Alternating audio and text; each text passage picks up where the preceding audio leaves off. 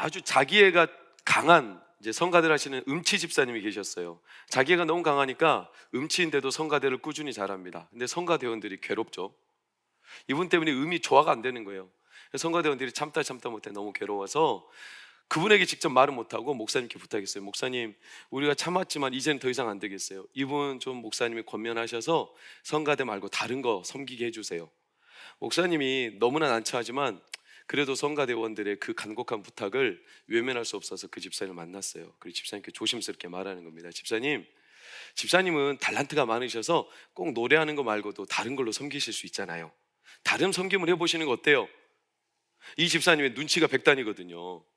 왜요? 솔직히 말해주세요. 목사님이 진짜 솔직히 말씀드립니다. 죄송합니다. 성가다원 가운데 몇 명이 원성이 좀 있네요. 이 집사님이 그래요? 내가 노래 못한다고 싫어하는 사람이 몇 명 있는데요. 목사님이 정말 이 집사님 시험 될까봐 제가 듣기로는 2명 정도라고 들었는데요. 하하하, 괜찮습니다. 저 성가대 계속 하겠습니다. 저 찬양하는 거 너무나 좋습니다. 목사님 설교 못해서 싫어하는 사람 10명도 더 되던데요. 질문, 누가 더 시험에 들었을까요?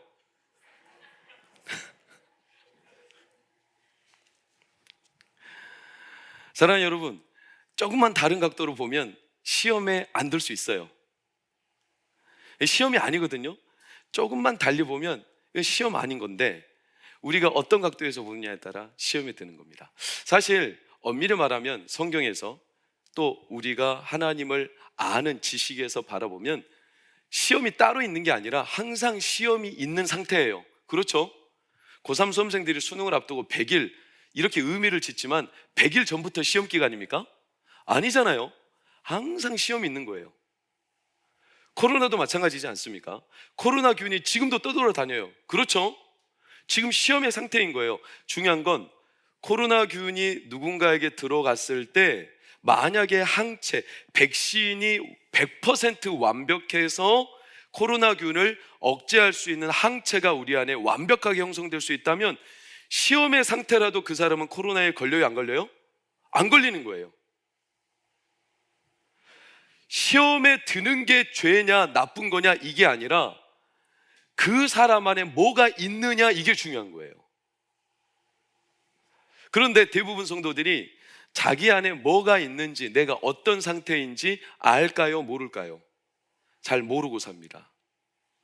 그래서 반대로 생각해 보면 시험은 우리에게 긍정적인 의미가 있는데요, 시험은 내가 어떤 상태인지를 알게 해줍니다.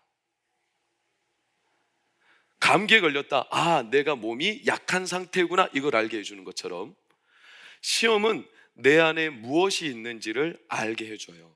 아브라함이 믿음이 탁월한 사람이지만 그 믿음이 어떻게 드러나냐면 이삭이라는 아들을 바치라는 시험 때문에 아브라함의 믿음이 드러난 거예요. 마찬가지로 하나님도 아브라함에게 어떤 분이신가 그 시험에서 드러나셨어요. 여호와 뭐라고 하죠? 이레, 우리의 미래를 열시고 준비하시는 하나님. 그 시험이 없었다면 아브라함은 하나님이 누구신지, 나에게 어떻게 행하시는 분인지 아브라함은 몰랐을 겁니다. 이겁니다. 시험은요, 우리 내면에 무엇이 있는지를 드러나게 해요. 그래서 시험은 긍정적으로 보면 두 가지 드러나는 결과가 있는데, 하나는 내 마음의 상태, 내 안에 믿음이 있는지, 은혜가 있는지, 반대로 내 안에 교만과 부패함이 있는지. 내가 지금까지 열심히 살아왔지만 이 살아왔던 힘이 내 힘으로 산 건지 하나님이 주시는 힘으로 산 건지, 이걸 드러내는 게 시험의 첫 번째 결과이고, 두 번째는 그럼에도 불구하고 하나님이 나에게 어떻게 행하시는지, 나에게 얼마나 많은 은혜를 베푸시는지, 내가 넘어지고 또 넘어지는데도 불구하고 여전히 나를 붙드시는 하나님, 이 하나님을 알게 하고 드러내주는 게 바로 시험이에요. 시험. 그러니 시험은 우리에게 있어서 참 하나님의 선한 도구일 때가 많아요. 성경 인물들 다 보세요. 이삭은 야곱이 아버지와 에서를 속이고 도망갈 때 그때 이삭은 시험에 걸렸지만 하나님의 말씀대로 야곱을 축복하며 하나님의 말씀을 신뢰했습니다. 야곱은 평생 자기 힘으로 산 듯 생각을 했지만 어디서 그가 하나님을 제대로 알게 되냐면, 자기가 누군지를 드러나게 되냐면 야복강가에서요. 하나님과 밤새 씨름해서 자기 되태부가 파열이 되고, 그러면서 마침내 하나님이시구나 이걸 알고 자기가 이런 존재구나. 그래서 이사야는 뭐라고 해요? 버러지 같은 너 야곱아 그러잖아요. 자기가 버러지 같다는 걸 그제서야 알게 된 거예요. 이처럼 시험은 내가 누군지, 하나님이 누구신지. 그래서 야고보 사도는 야고보서 1장 2절 뭐라고 말했습니까? 시험을 당하거든 온전히 뭐하라? 기쁘게 여기라. 왜냐하면 하나님이 우리가 누구인지 알게 하시며 동시에 하나님이 우리를 붙들어 가시기 때문입니다.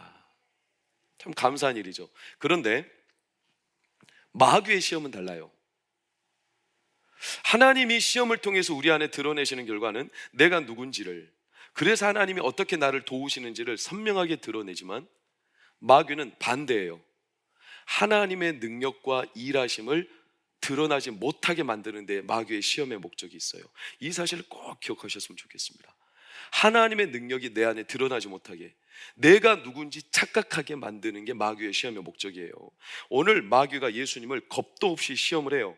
사실 마귀가 예수님을 이길 수 없어요. 그럼에도 시험을 하는 이유가 그 능력을 가려버리기 위함이에요.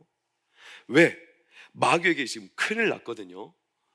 지금 마귀 나라가 지금 휘청되고 있는 겁니다. 왜냐, 오늘 누가복음 4장 1절로 보면 이렇게 기록되어 있어요. 예수께서 뭐의 충만함?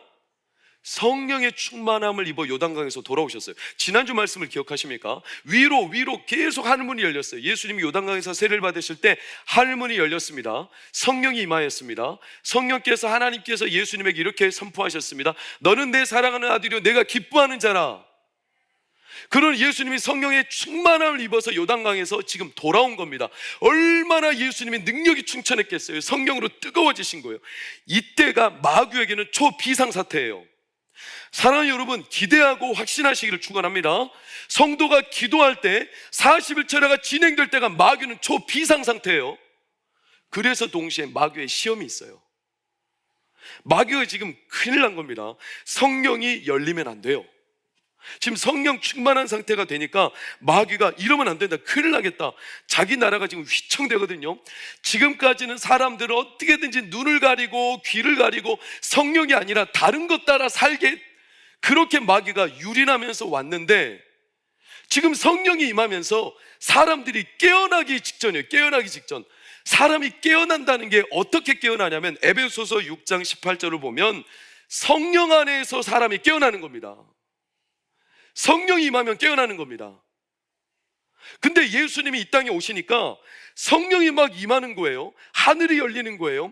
마귀가 어떻게든지 이걸 막아야 되겠습니다. 그래서 마귀가 시험을 해요. 어떻게 시험을 하냐? 너무나 유명한 거 아닙니까? 3절, 6절, 11절을 보세요. 돌로 떡을 만들어라. 두 번째, 내가 너에게 인간으로서 누릴 수 있는 모든 힘과 능력을 다 제공하겠다. 세 번째, 내가 너를 안전하게 안전장치로 보호해 주겠다. 이런 것들을 막 제안하는 거예요. 자, 우리는 간단하게 생각해 보면 시험이 뭡니까? 어려움이 뭡니까? 우리가 세상을 살 때 당하는 시험이 주로 어떤 겁니까? 나에게 물질이 빼앗기는 거고, 내 사업이 망하는 거고, 내가 뭔가 일이 꼬이는 거고, 이게 시험 당하는 거 아니겠어요? 그런데 마귀는 지금 거꾸로 하고 있어요. 물질을 빼앗겠다, 안전을 빼앗겠다, 너의 힘을 빼앗겠다. 이게 아니라 마귀는 전혀 반대로 너에게 뭘 주겠다? 떡을 주겠다. 이건 한마디로 대유법인데, 너에게 모든 물질적인 걸 제공하겠다. 두 번째로, 너가 할 수 있는 한 모든 힘과 권력과 세상의 능력을 너에게 다 주겠다. 또 너가 안전하게 다닐 수 있도록 안전장치도 완벽하게 제공하겠다. 이게 시험처럼 보입니까? 우리는 모르고 덥석 물어버릴 것 같죠? 얼마나 좋은 겁니까? 참 이상하죠?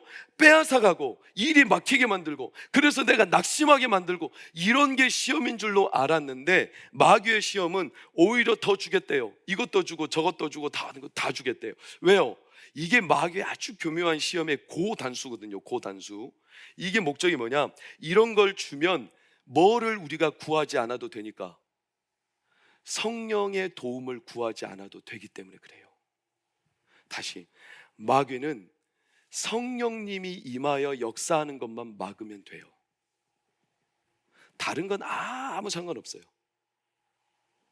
떡을 주고 힘을 주고 뭐든지 자기 스스로가 안전하게 지킬 수 있는 보호막을 주면 그때부터 성도를 얼마든지 교란할 수 있어요. 마귀가 딱 한 가지, 뭐만 없으면 성령만 우리 가운데 없으면. 그래서 우리로 하여금 성령을 구하지 않아도 될 만큼, 기도하지 않아도 될 만큼 넉넉한 삶의 조건들로 우리를 유린해요. 참 무서운 시험이죠. 그래서 우리는 어떻게 되냐? 급하지 않아요. 성령님 구하는 거 안 급해요. 당장 떡이 필요한 거예요. 당장 뭔가 부릴 수 있는 힘이 먼저 필요한 거예요. 당장 눈앞에 아른거리는 이 위험 요소가 없기가 우리에겐 급한 문제예요. 성령님 구하는 거, 이거는 당장 안 급해요. 그거 있으면 좋겠지만 없어도 당장 안 불편해요.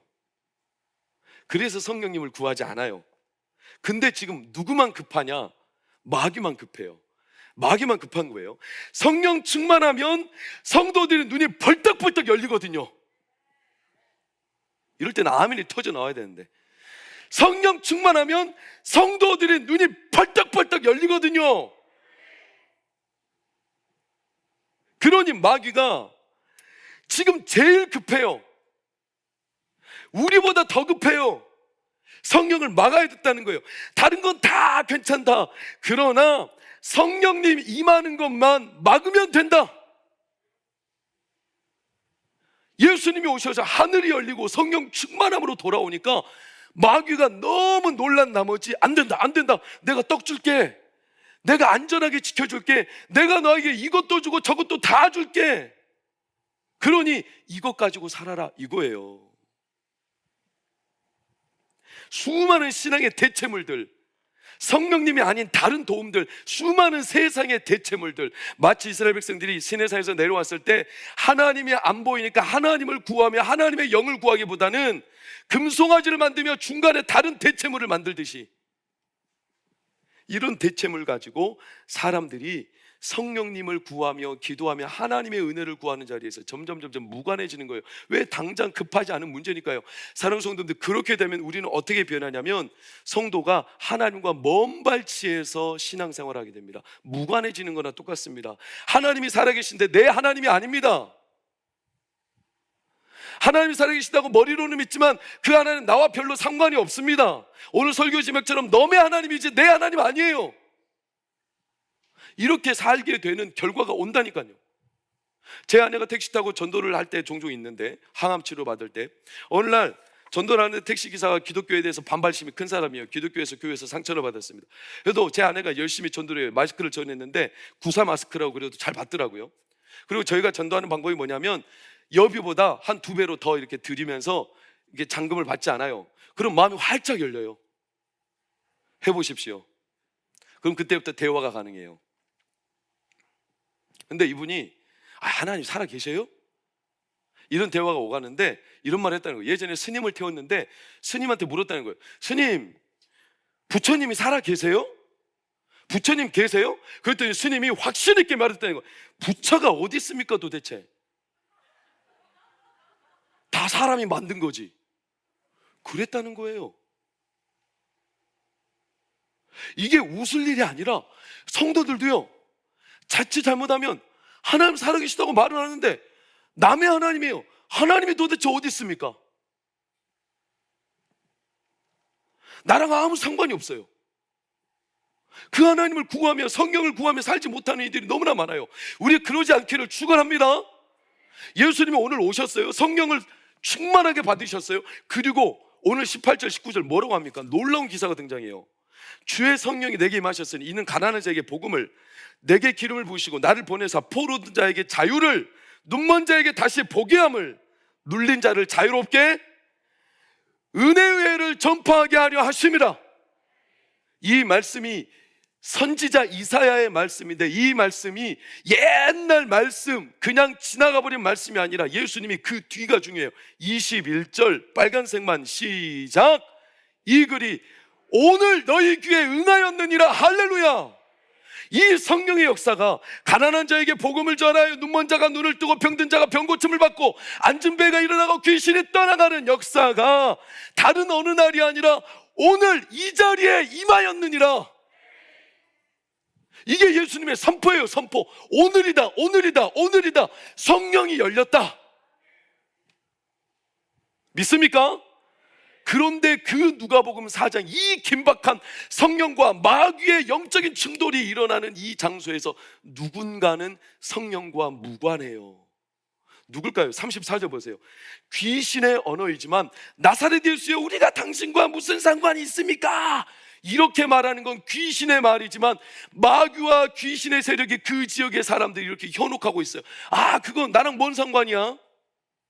예수님은 성령이 오늘 임했습니다 라고 선포하는데 옆에 있는 사람들은 예수님을 겨냥하고 비난하면서 비아냥거리면서 그게 나랑 뭔 상관이야, 이렇게 그려지고 있는 게 지금 누가복음 4장이 아주 긴박한 장면이에요.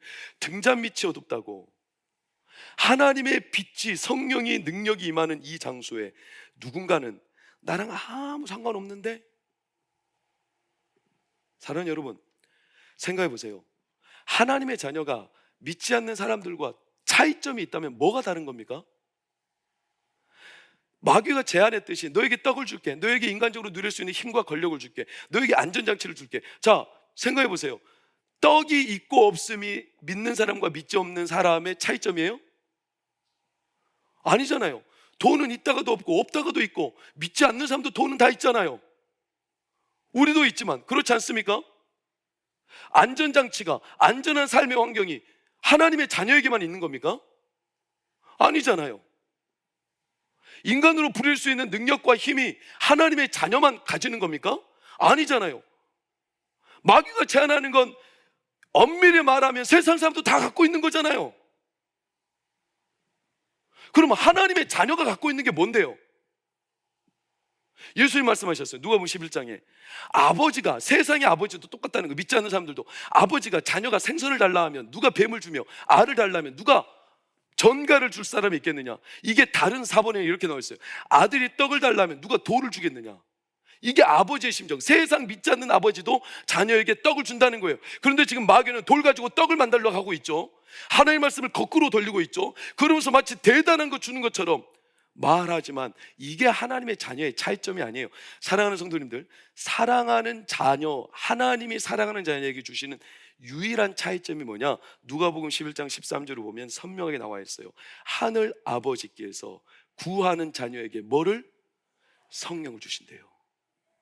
이게 유일한 차이점이에요. 성도 여러분, 하나님의 성령을 받으시기를 축원합니다. 하나님의 자녀가 성령의 인도하심과 충만하심이 없으면 그는 하나님의 자녀의 삶을 살지 못해요.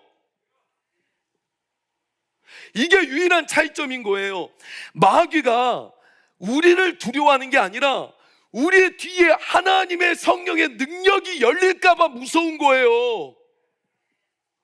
그걸 벌벌 떠는 거예요. 우리가 자각하잖아요. 하나님의 영으로 깨닫죠. 그래서 우리 안에 성령의 역사가 일어날까 봐 마귀가 그게 노심초사 두려운 거예요. 그래서 이걸 가리고 싶은 거예요. 가리고 싶은 거예요. 떡을 제한하면서, 인간의 힘과 권능을 제한하면서, 안전장치를 제한하면서, 그게 우리가 무서워하는, 마귀 그거 다 가져도 좋다는 거예요. 오직 성령만 우리 가운데 열리지 않으면 된다. 이게 마귀의 시험이에요. 1988년도 개봉했던 베어라는 영화가 있어요. 엄마곰 아기곰 영화예요. 이 영화를 보면요, 베어의 명장면이 뭐냐면 이 아기곰이 엄마곰을 잃어버리고 혼자 산속에서 길을 잃어 떠돌아다니는데 그때 늑대가, 마귀처럼 늑대가 이 곰을 쫓아가거든요. 잡아먹으려고. 새끼곰 얼마나 조그만하겠어요. 쫓아가는데 곰이 엄청 필사적으로 도망갑니다. 그러나 결국 늑대에게 거의 이제 잡힐 지경이 됐습니다. 강을, 그 냇가를 건너는데 곰이 거의 지쳤어요. 늑대가 거의 끝까지 쫓아서 막 다리를 핥히고 그래, 이제 죽을 지경이에요. 곰이 막바지 몰리니까 자기도 살아야 되겠기에 그 냇가 위에서 하면서 막 늑대에게 소리를 질러요. 늑대가 아랑곳하겠습니까? 그래도 곰이여 살겠다고 소리 지르는데요, 나중에 보니까 늑대가 그 아기곰 소리 지르는 걸 보고 막 도망을 가는 거죠. 이 프랑스 감독이 진짜 영상미를 잘 만들었습니다. 처음에는 이 영상이 딱 스크린에 그 아기곰이 소리 지르는 거 이것만 나오다가 영상이 점점 이제 스크린이 확대가 돼요. 그러면서 아기곰 뒤에 아기곰이 으악 하고 있는데 뒤에서 엄마곰이 산만한 덩치를 가지고 우와 우루사 그걸 보고 늑대가 도망간 거예요. 사랑하는 여러분, 마귀가 우리를 무서워하지 않아요. 그런데요, 성도 안에 성령의 역사가 임하는 것을 굉장히 무서워해요. 수단과 방법을 안 가지고 막으려는 거예요. 누가복음 11장 20절을 보면 하나님의 나라가 이미 너희에게 임하였느니라. 마귀의 나라가 벌벌 떨고 있다는 거예요. 그러니까 제발 성령만 안 열리기를, 그것만 아니면 뭐든지 좋다, 이게 마귀의 수작이에요. 사랑하는 여러분, 베드로가 예수님 앞을 가로막았죠. 절대로 십자가에 못 박힐 수 없습니다. 예수님이 마귀야 떠나라 이렇게 말씀하시죠. 베드로가 순간 착각했어요. 뭐라고? 예수님 말이 이렇게 했어요. 네가 하나님의 일을 생각지 않고 누구의 일을 생각한다? 사람의 일을 생각한다. 그래서 베드로가 순간 현혹돼 버린 거예요. 육체적인 일이 잘못된 건 아니지만 우리의 육체는 약하기 때문에 우리의 육체적인 일은 늘 하나님의 소욕과 성령의 소욕을 막아버리기 쉬운 걸림돌이 됩니다. 갈라디아서 5장 17절을 보면 이렇게 나오죠. 육체의 소욕은 성령을 거스른답니다. 그러니 예수님께서 지금 40일 동안 굶주렸어요. 얼마나 육체적인 본능이 심하겠어요. 얼마나 먹고 싶겠어요. 그런 상황에 마귀가 와서 시험을 하면서 너 그 본능 채워야지, 이 욕구의 문제를 가지고 시험하면서 성령을 막아버리시려는 거예요. 사랑하는 여러분, 이게 우리의 약함이죠. 40일 차를 하며 기도를 하며 사랑하는 동광교회 성도님들, 성령의 충만함이 임하기를 소망합니다. 그런데 이럴 때 우리의 육체가 약해요. 마귀가 성령을 막 막아버리려는 거예요. 얼마나 우리의 마음이 욕구 때문에 결핍감, 인정에 목마르고 욕구 불만, 애정 결핍, 수많은 우리 안에 결핍감, 우리는 그렇게 약해서 금세 성령의 소욕이 가려버리는 이 순간 마귀가 적대적으로 이 긴박감 넘치는 40일 철학 기간 동안 우리의 영혼을 닫아버리려고 육체의 소욕을 이용해서, 제가 2개월 전에 갑자기 새벽 2시에 복통이 너무 심하게 와서 이거 큰일 났구나, 죽는 줄 알았어요. 한 번도 경험하지 못한 복통이 왔어요. 그래서 가까스로 기어가서 아내를 흔들어 깨웠어요. 나 죽을 것 같다. 119를 불렀어요. 교회 앞에서 간신히 기어가가지고 응급차를 타고 중앙대병원으로 갔어요. 그런데 얼마나 놀라운 것은 담석, 결석 요만한 1cm짜리 때문에 온 몸과 마음이 막 상해 죽어가는데요, 그때 제 머릿속에 두려움과 불안, 나 이대로 죽는 건가? 이제 끝났구나. 내 애새끼들은 어떡하나? 내 아내는 어떡하나? 이 조그만한 결핍감 하나 때문에요. 의사가 퇴원할 때 말하더라고요. 물을 많이 마십시오. 하루에 2리터씩 물을 마시, 2리터씩. 그런데 2리터 마셔집니까? 당장 돌이 빠져나가고요. 제가 급하지 않으니까 물을 마셔요, 안 마셔요? 안 마십니다. 안 급합니다. 성령님 안 급합니다. 당장 급하지 않으니까 성령의 은혜를 구하지 않습니다. 그렇게 우리는 약해요. 그렇게 우리는 하나님의 성령의 소욕보다 자꾸 인간적인 욕구에 넘어지기 쉬운 자들이에요. 그러니 예수님이 오늘 시험을 당하시면서 끝으로 뭐라고 마귀에게 선명하게 말씀했는가? 12절을 보세요. 12절. 주, 빨간색만 시작. 너의 하나님을 시험하지 말라. 예수님이 정확히 꿰뚫어 봤어요. 마귀가 지금 제 육체의 소욕과 본능의 소욕을 자극해서 성령을 막으려는 이 수작을 마귀의 수작인 줄 예수님이 아셨어요.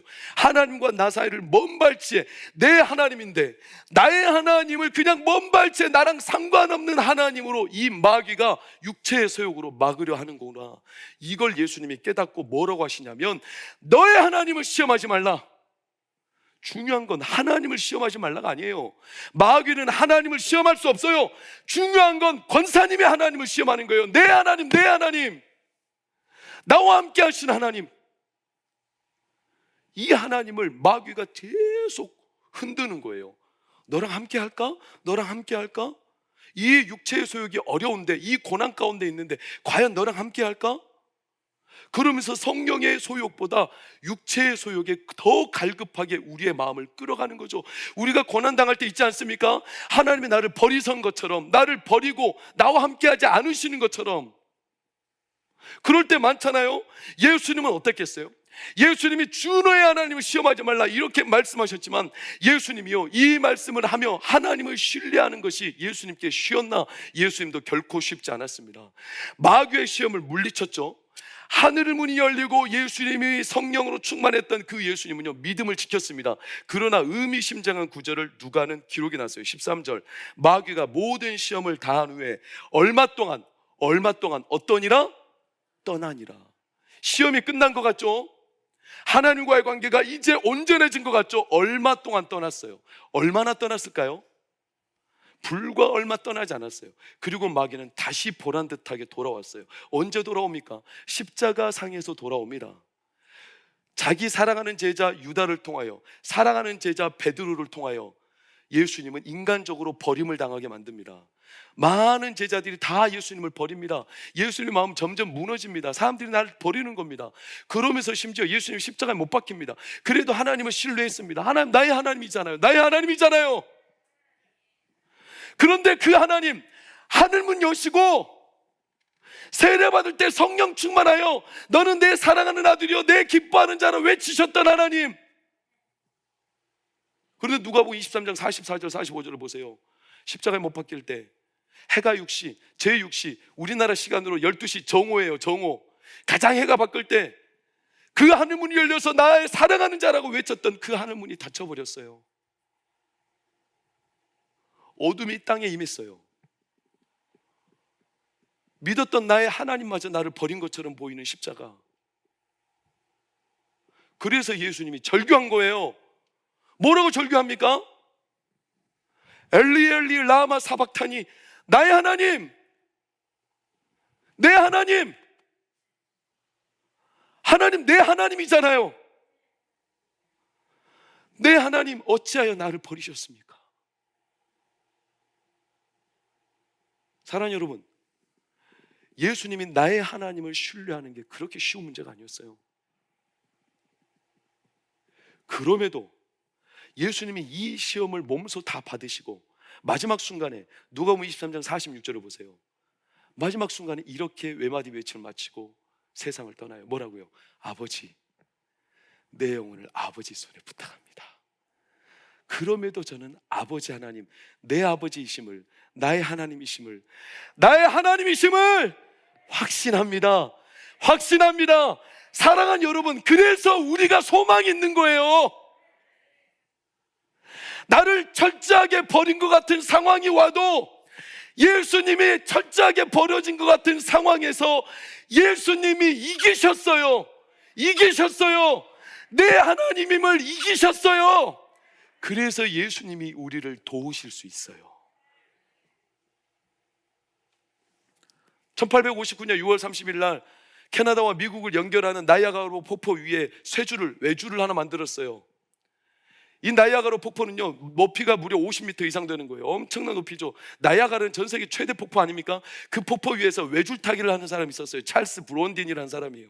찰스 브론딘이 앞으로도 가고 뒤로도 가고 막 안대를 하고 외줄 타고, 그리고 막 자전거를 타고, 사람들이 깜짝 놀라 막 환호를 합니다. 그러다가 찰스 브론딘이 내가 이 외줄을 누군가를 업고 가려고 하는데, 여러분 내가 업고 갈 수 있겠습니까? 여러분 확신합니까? 그때 사람들이 보는, 네 확신합니다.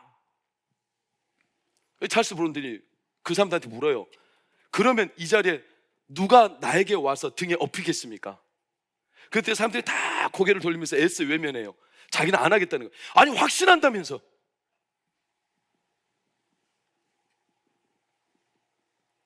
그때 한 친구가 손을 들어요. 그 친구의 이름이 해리 콜코드예요. 그리고 등에 업혀요. 그리고 외주를 타고 가요. 이 친구는요, 평생 찰스 브론딘을 지켜봤어요. 그와 거의 심신이 일체된 사람이에요. 그를 확신해요. 이 이야기가 다른 책에서는요, 또 다른 사건이 있는지 모르지만 이렇게 의역된 책도 있어요. 그 많은 회중 가운데 한 명도 나오지 않자 그 중에 꼬마가 손을 드는, 자기가 나가겠다는 거예요. 그 꼬마가 이 찰스 브론딘 등에 엎혀요. 그리고 외줄타기를 해요. 기자들이 물어요. 꼬마에게, 야, 무섭냐? 너 어떻게 그걸 건널 수 있냐? 무슨 마음으로 건넌 거야? 그래서 꼬마가 말해요. 하나도 무섭지 않았어요. 왜냐하면 저분이 내 아버지시거든요. 사랑하는 여러분, 아버지라고 해서 다 확신이 되겠습니까? 그러나 그 아버지에 대한 믿음, 예수님이 오늘 우리의 약함을 아세요. 우리가 세상 살면서 버려진 것 같다라는 이런 시험, 마귀가 시험하며 나에게 그래서 소욕을 주장해가지고 성령보다, 하나님의 아들임을 우리에게 증언하는 성령보다 자꾸 다른 것들로 나를 증명하게 만드는 수많은 시험거리가 있다는 걸 예수님이 아시죠? 넘어지기 쉽다는 거 아세요? 그래서 예수님이 우리 가운데 먼저 오셔서 그 시험을 당하시면서 뭐라고 하시냐? 마귀야, 주 너의 하나님을 시험하지 말라. 이분은 내 하나님이다. 이분은 내 하나님이다. 나의 하나님이다. 그 시험을 이기셨어요. 그러니 우리도 이길 수 있습니다. 우리도 내 하나님을 이제 믿고 확신하며 따라갈 수 있습니다. 오늘도 이 자리에 하나님이 성령을 부어주세요. 로마서 8장 16절을 보면 성령이 우리 가운데 하나님의 자녀임을 증언한다 하셨어요. 증언한대요. 다른 걸로 내가 하나님의 자녀고 다른 걸로 내가 하나님의 백성임을 증언하는 게 아니라 이 시간 10시 53분 10월 17일 주일 2부 예배에 참석한, 온라인과 이 현장에 참석한 우리 모든 동광의 성도들, 하나님께서 하늘을 여시고 성령을 부으셔서 너희가 하나님의 자녀임을 증언하시는 역사가 있기를 축원합니다. 이 시험을 하나님의 능력 가운데 통과하시기를 축원합니다. 그러자 놀라운 기사가 누가복음 4장 14절을 보세요. 그러자 성령의 능력이 드러나기 시작합니다. 사랑하는 여러분, 40일 철야 동안 하나님이 나의 하나님이심을 확신하기를 축원합니다. 성령의 능력이 드러납니다. 눈먼 자 눈을 뜹니다. 병든 자 치유하십니다. 왜냐하면 나의 자녀이기 때문에 그렇습니다. 나의 자녀입니다. 나의 자녀. 나의 하나님, 너의 하나님 아니고 나의 하나님. 사랑하는 여러분, 저 혼자 큰 소리 치는 것 같죠? 이 시간 아멘으로 화답하며 나의 하나님, 이 기도하고 40일 철야하며 예배하는 이 순간 나의 하나님이심을 보여주십시오. 그리고 그 하나님 붙들고 신뢰하며 하나님의 증언하시고 치유하시는 하나님이 우리의 아버지 되심을 정확하게 확인하는 은혜가 있기를 예수의 이름으로 축원합니다.